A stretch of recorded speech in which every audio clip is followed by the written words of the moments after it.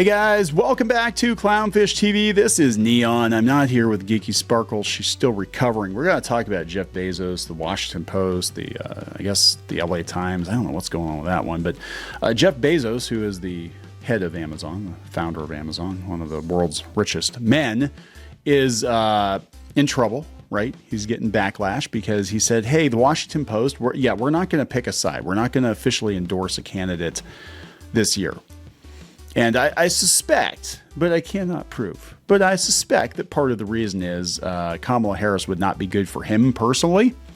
That might be part of it. But also, you got to realize Washington Post and all these newspapers, they're in a really bad place right now with sales, with revenue. And if you alienate half of your potential audience, even a quarter of your potential audience, then you're going to take a hit to the bottom line. So yeah, they could endorse Kamala Harris. They could come out and endorse her, but then they're going to piss people off, and then more people are going to cancel their subscriptions. Now, a lot of people apparently have canceled their subscription, but I'm like, what does it matter if a newspaper endorses a candidate? I mean, I know historically some of them have, but what does it matter?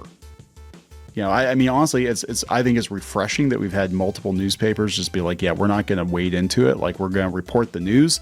I mean, God knows they spend all day attacking one side harder than the other, at least at the Times and at the Washington Post. So, I think they had an unspoken endorsement, but they wanted to be able to come out and say, you must vote for this candidate. This is what we agree on. And Bezos, being a businessman, bought the Washington Post. It was a pig in a poke, and it's been bleeding out money for years. And they had this whole thing where they're going to cash in on the anti-Trump sentiment or whatever. But now I think he's like, yeah, I see that if you attack one side of the aisle, you're going to lose. You're going to lose potential customers. So let's talk about this. Let's talk about the fallout. Before we get into it any further, please subscribe for more pop culture news, views, and rants, guys. This is coming from CNN. Jeff Bezos defends Washington Post non-endorsement after subscribers flee and staffers resign. And there are a lot of doom and gloom headlines here. Mr. Bezos went to Washington, but he never arrived. He's just not good enough. Bezos celebrated in Venice with Katy Perry as the post-crisis began. Harris is disappointed that she didn't get an endorsement from the Washington Post. This is the same newspaper that had Taylor Lawrence. She left. And she was always whacking the beehive over there. I think they've gotten sued a couple times too. I don't know. Let's look at we got the Daily Beast here. Bezos made the crisis at the Post so much worse.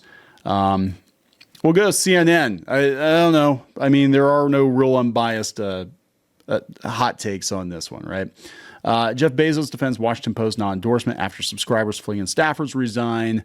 In his first public comment since igniting uproar last week over his decision to withhold the newspaper's endorsement in the presidential race, he defended the move in a rare op-ed published Monday by the Post. Now, I used to be a managing editor for a newspaper, and I had the publisher I had to answer to, and the publisher could supersede me. He could say, hey, I want to run an op-ed piece this week, and this is what I, as the publisher of the paper, believe, even if it is in... even if it's diametrically opposed to everything that you guys believe, I own it. I pay the bills. I can say what I want. Presidential endorsement. This is what he said in his op-ed piece. Presidential endorsements do nothing to tip the scales of the election. That is actually true. Neither does pulling out yard signs, which we've seen people doing around here. Actually, we've been seeing people like pulling out yard signs. I'm like, I think most of these people already made up their minds. I think pretty much everybody made up their minds like months ago, right? I don't think there's anything you can do at this point to sway people.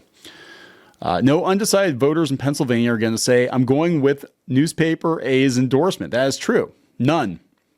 What a presidential endorsement actually does is create a perception of bias. Yes. Perception of non-independence. Yes. Ending them is a principled decision, and it's the right one. The statement came hours after 3 members of the Post editorial board resigned over the decision not to endorse VP Kamala Harris, and thousands of readers canceled their subscriptions to the newspaper, including Mark Hamill, who had to make sure he put that up publicly, like, I don't like this newspaper anymore. Get off my lawn. So he did that, and I think the LA Times, too, he canceled. So, who even has a newspaper in current year, right? High-profile Post staffers have also publicly expressed their dismay over how the situation was handled and raised questions over the reason for the 11th hour decision. I'm telling you, I think what's going on is they cannot afford to piss off the other side of the aisle, because honestly, the other side of the aisle, they probably got supporters over there that have a lot of money, that own companies that would advertise with Washington Post. So you're going to piss off the advertisers. One thing I learned early on working at newspapers is that you are at the mercy of the advertisers. Always. Right? They always say that they're at the mercy of their readers. At the end of the day, you're at the mercy of the advertisers. And if you've got a lot of right-wing or right-leaning advertisers, they're going to be like, you know what? You're attacking our side, or you're endorsing Harris or whatever, and we don't agree, and we're not going to spend money. And the same thing would happen on the other side too. We've seen this happen in real time. You support Trump, we're not going to support you. So that's probably the chief concern. This paper is bleeding cash. I mean, it is a miracle it's still operating, and he might shut it down. He might shut it down or sell it off, I think, before it's all said and done. He's been laying off a lot of people. And then, B or 2 or whatever I did. Did I do A? I think I did A last time. So B. Bezos himself, I don't think endorses Harris, because she's made it very clear that she's going to tax billionaires. She's going to go after billionaires. And he is a billionaire. And guess what? Jeff Bezos, as I understand it, is very, very good at hiding his money. Like, he pays like no tax, or very, very little tax. So, and he's going to be like, yeah, this is going to cost me a lot of money if I endorse her. Jeez. So I'm just saying, it's probably in his own best interest on many levels to not do that. Right. And I actually, on the right side too, like, with, Sticker Mule? If it were me, I wouldn't be out there picking a candidate either if I had a business like that. I'm just saying, they can do what they want. But I think that when you do that, you always run the risk of pissing off your customer base. And I think that the feelings that the owner has, need to you realize you have a lot of different people working for you, right? And a lot of different customers. And if your job is just, make the newspaper, make the coffee, make the stickers, make the whatever, just do that. And in your spare time on your personal Twitter account or whatever, you can go on about politics, right? That is my personal opinion about it. But whatever. What do I know? Critics, including former Post executive editor Marty Barron, have called the decision craven and cowardly in a clear attempt to appease former President Trump, should he recapture the White House. Yeah, I think that's part of it. I'm gonna be honest. I think they just don't want to pay taxes, and they don't want to piss off whatever customers they can scrounge up. A person with knowledge of the matter told CNN that an endorsement of Harris has been drafted by the Post editorial board, and they shot it down. I wish we had made the change earlier than we did. A moment further from the election and the emotions around it, Bezos acknowledged about the decision. That was inadequate planning and not some intentional strategy. I think either he wasn't paying attention, or they honestly thought that there's no way in hell Trump was going to win. Now it looks like he might win, or could win. I think he's like, oh shit, we might piss a bunch of people off. On Friday, in the hours after the Post publisher Will Lewis announced the decision not to make an endorsement, Trump met with executives from Blue Origin, a Bezos-founded spacefaring company. So Trump met with execs from his company. In his op-ed, Bezos denied allegations he withheld the endorsement to curry favor with Trump, saying he had no advanced knowledge of the meeting. I would also like to be clear that no quid pro quo of any kind is at work here. Neither campaign nor candidate was consulted or informed at any level in any way about this decision. It was made internally. Bezos said he sighed when he found out about the meeting between Trump and Blue Origin chief executive Dave Limp, because I knew it would provide ammunition to those who would like to frame this as anything other than a principled decision. The fact is, I didn't know about the meeting beforehand. Papers needed to stay in their lane before. But I mean, historically, a lot of them have endorsed candidates. This has been the thing that's been going on for a while. But look, things are changing. The pendulum's swinging back. And the only thing is it might swing back a lot harder than people are expecting it to swing. He emphasized that there is no connection between the meeting and the Post decision, calling speculation to the contrary false. Bezos acknowledged the appearance of conflict, noting that his work across Amazon Blue Origin has been a complexifier for the Post. Despite this, he brushed aside the notion that his immense wealth could lead to political favors, instead calling his billions a bulwark against intimidation and underscoring his lack of interference to the Post affairs in the 11 years since he purchased the publication. That's probably the problem. He purchased the Post. It was 2013, and he just kind of let them do whatever they wanted to do. He wasn't really paying attention, I don't think. And now he's paying attention. Now that it's losing money, he's paying attention. While I do not and will not push my personal interests, I will not allow this paper to stay on autopilot. Okay, here we go. He wasn't paying attention. While I do not and will not push my personal interests, I will also not allow this paper to stay on autopilot and fade into irrelevance, overtaken by unresearched podcasts and social media barbs, not without a fight. It's too important. The stakes are too high. Wow. Okay. So he's basically saying, and this is probably part of the reason that Taylor Lorenz got gone. He's basically saying that the newspaper has degenerated into a gossip rag, a politically charged gossip rag. And this is a paper that's been around for a very, very long time. And it's overtaken by unresearched podcasts and social media barbs.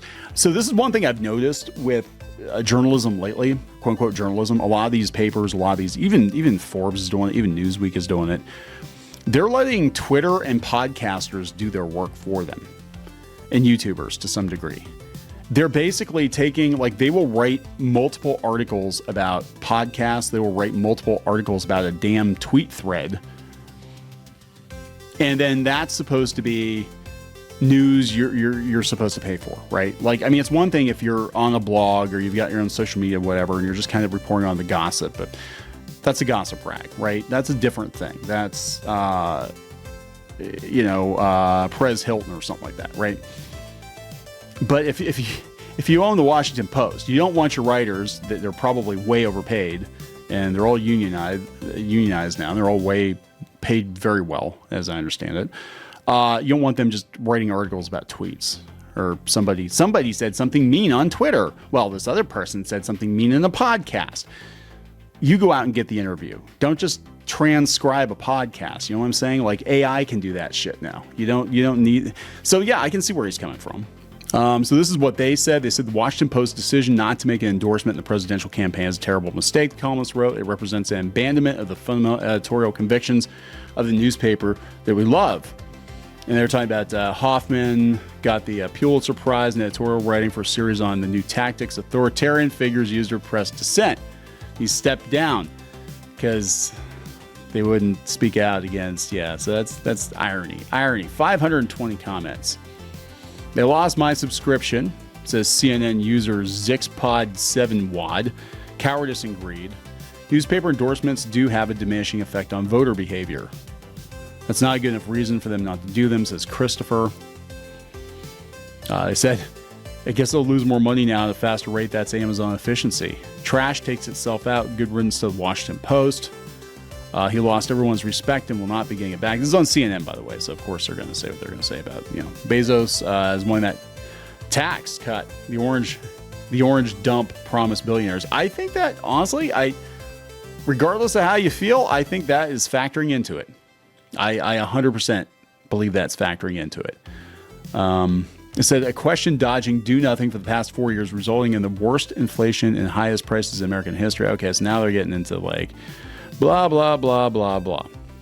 Bezos' decision is based on financial gain, whatever works for him in the future, wherever he goes. He's so rich, bowing down to the guy who will help him in the long run. That's what I think. I mean, my personal opinion, look, people vote for who they think is going to benefit them the most, right? Their situation. And you can see like along economic lines and whatever, and business owners tend to feel differently about candidates than non-business owners, disenfranchised people, people who rely on government assistance obviously are not going to vote, most likely aren't going to vote for somebody that's going to take that away from them. And in this case, yeah, Jeff Bezos doesn't like to pay taxes. So it could totally, I'm not saying that's what's going on, but I think that might be factoring into it. But either way, they're going to lose a lot of their writers, and maybe he'll just replace them with robots. I have no idea. I'm going to wrap it up. Please subscribe. We'll talk later. Join the reef. Go to clownfish-.com. That's clownfish-.com. You will get exclusive access to podcasts and videos and comic strips and more, as well as merch discounts. Check it out. If you were a member, you could get this t-shirt, this dismal t-shirt on our website. You'd get a 10% discount on that. You can also join in the community on clownfish-.com. Thank you so much for the support.